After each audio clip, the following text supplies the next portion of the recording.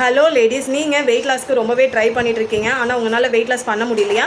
அதுக்கு ரீசன் நீங்கள் பண்ணக்கூடிய மிஸ்டேக் தான். ஓகேவா? ஸோ அது என்ன அப்படின்னு பார்த்தீங்கன்னா, உங்களோட மீல்ஸை நீங்கள் ஸ்கிப் பண்ணுறது தான். ஸோ உங்களுடைய மீல்ஸை நீங்கள் ஸ்கிப் பண்ணுறதுனால உங்களோட பாடியில் மெட்டபாலிசம் கம்மியாக ஆரம்பிக்கும். ஸோ உங்கள் பாடி ஃபங்க்ஷனுக்கு தேவையான அந்த எனர்ஜி போகாமல் கலோரிஸ் பர்ன் பண்ணுற கெப்பாசிட்டி வந்து கம்மியாக ஆரம்பிக்கும். ஸோ செகண்ட் வந்து பார்த்தீங்கன்னா ஓவர் ஈட்டிங் ஹேபிட். ஓகேவா? ஸோ நீங்கள் வந்து பிரேக்ஃபாஸ்ட் ஸ்கிப் பண்ணுறீங்க அப்படின்னா லஞ்ச் டைமில் உங்களுக்கு ஓவராக பசி எடுக்க ஆரம்பிக்கும். கண்ட்ரோலே பண்ண முடியாத அளவுக்கு பசி இருக்கும்.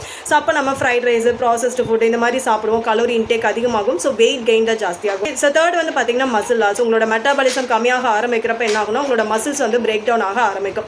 ஸோ ஃபோர்த் வந்து பார்த்தீங்கன்னா உங்களுடைய பிளட் சுகர் லெவல் வந்து டிக்ரீஸ் ஆக ஆரம்பிக்கும். அதனால நமக்கு அல்சர், பசி எடுக்கிறது, தலை சுத்துறது இந்த மாதிரியான சிம்டம்ஸ் எல்லாம் நமக்கு வர ஆரம்பிக்கும். ஸோ ஃபிஃப்த் வந்து பார்த்தீங்கன்னா நம்ம சாப்பிடாம இருக்கிறதுனால நம்மளே ரொம்ப ஒரு டயர்டாக எனர்ஜி இல்லாமல் இருக்கும். ஸோ நம்மளால ஒர்க் அவுட்லாம் நம்மளால பண்ண முடியாது. ஸோ அப்போ நமக்கு என்ன ஆகும்னா கலோரி பர்ன் பண்ணுறது ரொம்பவே கஷ்டமாயிடும். இதுக்கப்புறம் நீங்கள் இந்த மிஸ்டேக்கை கண்டிப்பாக வெயிட் லாஸில் பண்ணாதீங்க. ஸோ உங்களுக்கான ஒரு மீல் பிளான் உங்களுக்கு பர்ஃபெக்டாக வேணும் அப்படின்னா கமெண்ட்டில் பிளான் டைப் பண்ணுங்கள். நான் உங்களை கனெக்ட் பண்ணுறேன். Okay, thank you.